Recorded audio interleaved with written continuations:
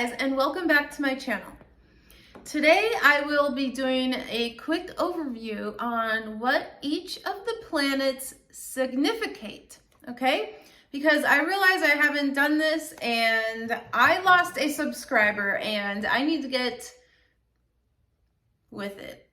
So here I am. Okay, let's go through it. The sun. First of all, the sun is in your chart represents the type of ego that you will have, the type of drive and willpower. So think of the elements: fire, air, water, and earth.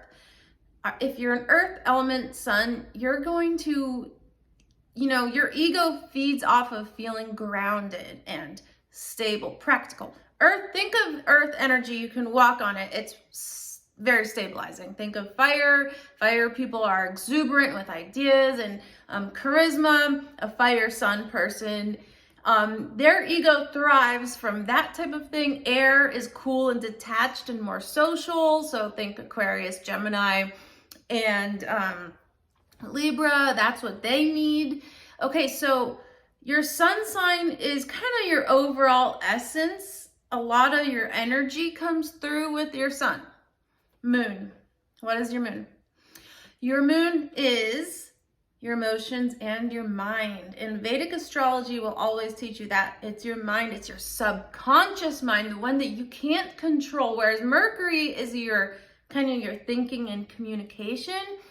But moon is your automatic reactions to things. Your moon is just as important as your sun. And the moon sign changes every 2.5 days, so it helps to know the time that you were born. And that brings me to something that is not planetary, the rising sign. The rising sign is important, extremely important, because it'll show you which house your planets fall into your chart. And what does it do for your personality? It is like the filter through which everything else goes through. It's how you interact with your immediate and outside world. For example, really quickly, a Scorpio rising person kind of is on the defense. They are a little bit paranoid. They're skeptical. They come off as mysterious because that's how they see the world, like in their defense. Whereas someone who is like maybe a Gemini rising would see the world and come off to the world as like kind of bubbly and talkative, curious, and Gemini qualities. So a lot of times people can confuse you with your rising sign. Okay, so let's move on. Mercury, like I said, it really represents the way that you kind of visualize things, communicate, and think. It's kind of like that. So for example, if you have a Leo Mercury, you might see like grand old visions of things, and you might want to communicate in expressive ways because it's a fire sign and it's showy. Whereas if you're like a Cancer Mercury, you will be a lot softer in the way you communicate. You might be a little bit more pick up on vibes, because that's the type of communicating that you do is more in the the feelings realm. Okay, so a lot goes into a chart. I know it's complex, but these are what the planets mean in a chart. For the most part, I can't cover every single thing, but this is just off the top of my head. Okay, let's go to Venus. Now, Venus is a benefic planet, first of all. So there's two benefic planets, Venus and Jupiter. Venus represents in your life, it shows where you're going to have gains and blessings, shows how you love. Think of how Venus is ruled by Libra and Venus. And so that's love and harmony and money and resources, basically. So it's going to show you in your chart, like what you value, like what you really appreciate and love having in your life. And it shows a creative expression. not just Mercury with communication, but Venus really shows how you kind of creatively get things out and express yourself. Maybe it's collecting things, maybe it's poetry, I don't know, it just depends. So that's Venus in a chart, and it shows you what type of partner that you would attract, what type of partner you want. Okay, next is Mars, and Mars also has to do with partnerships and sex, it's ruled by Aries and Scorpio. Mars is a very overlooked planet. It's extremely important. I feel that Mars is just as important as your sun, moon, and rising. Then I would say secondly, it's Mercury and Venus. My opinion. Mars will show you your drive, the type of energy that you have. Whereas, okay, sun sign energy is like your overall vibe, okay? But Mars is kind of like how your energy gets distributed throughout your life, like what you do with it. For example, a person that has their energy sign, Mars, in Capricorn will be a lot more pragmatic with their energy and their approach to life. They will step by step accomplish things, whereas a person who might have Mars in Gemini will be interested in a lot of different things and spread their energy all over the place. And these people sometimes have a little bit of hard time staying focused unless they have some good heavy earth placements to balance them out, or maybe some Scorpio in there for focus.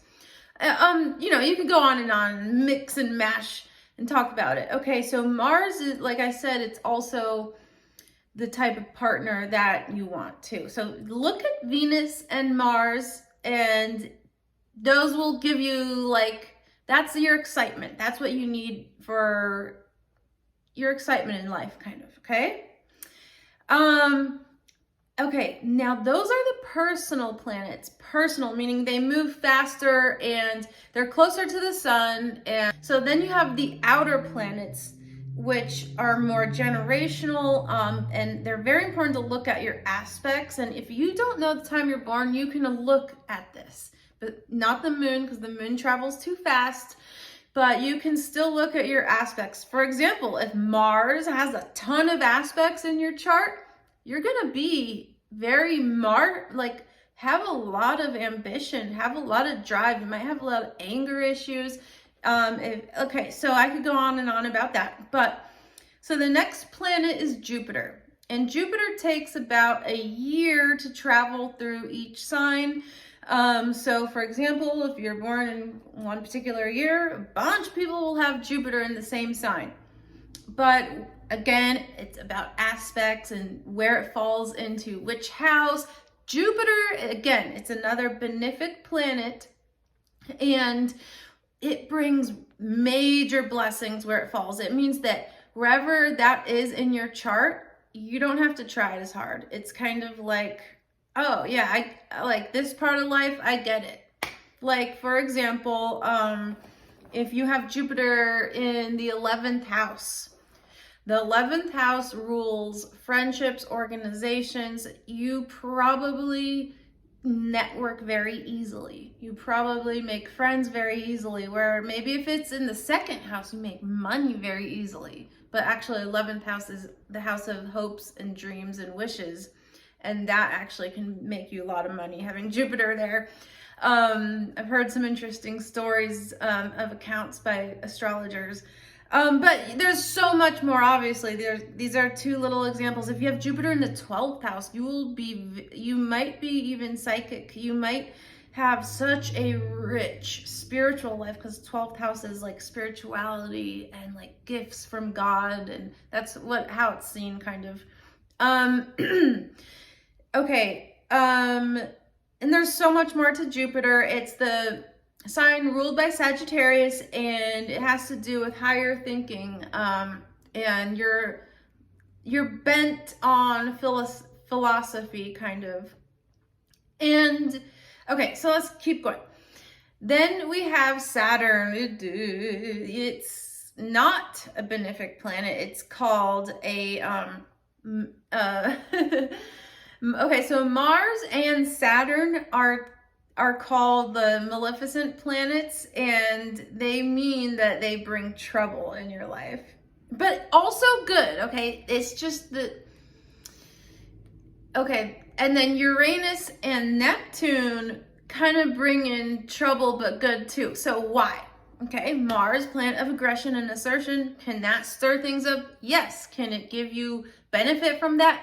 Absolutely. You need to do that. Whereas Jupiter and Venus are kind of like, oh, here's some money and here's some love, and sprinkle some goodness on you here and there. The rest of the planets shuffle things up in their own way. Saturn is where you need to master lessons in your life. So whichever house and sign it's placed in, you're going to have to master those qualities. And it's the planet of, sorry, I had to see what time it was. It's kind of the planet considered to be like the old wise man who is trying to teach you a lesson in life. And wherever Saturn falls is you can have difficulty. For example, if Saturn's in your 3rd house, you might have had trouble with siblings or school. If it's in your 11th house, you might have trouble making friends and feel like a lone wolf. If it's in your 8th house, you might have had issues with your father or resources. So I could go on and on. But it's actually good in the long run, because once you like master it, and these masteries take later in life to appear, you will be like perfection in that house or in that sign. Okay, I'm losing my voice. Okay, we have just a couple more planets, a few more. Okay, Uranus, or Uranus, how you want to say it, ruled by Aquarius, the planet that represents upheaval, rebellion, change, also high intellect. It also represents having like striking epiphanies. And so if there's like a transit going on with Uranus in your natal chart, you might move, or you might end a relationship and start a new one, or anything that's change. Uranus is change, and it's oftentimes seen as societal change too, within transits. Okay, so Uranus, if it's say in your 2nd house, you might have like ups and downs with money a lot. Say Uranus is conjunct your moon, you might have emotional upswings, up and down a lot. So look to the house again. Neptune, the planet of illusions and dreams and fantasy, but also the planet that it's all about the spiritual realm. It's not about this world. It's about what is on the 6th sense and the other side, all the other dimensions, all that kind of stuff. It's psychic qualities, stuff like that. So people that have, for example, if your Neptune is in the 3rd house of communication, you might be psychic, but you also might have a hard time with explaining yourself, or like your speech might come out kind of muddled, because Neptune can cause just things to be unclear and foggy sometimes. It's just like I said, you might be more poetic, you're kind of, it's ruled by Pisces, so that kind of gives you an idea. I love Neptune. I freaking love the vibes Neptune gives me whenever there's like a good transit going on, yeah, it's creative. It's very artistic.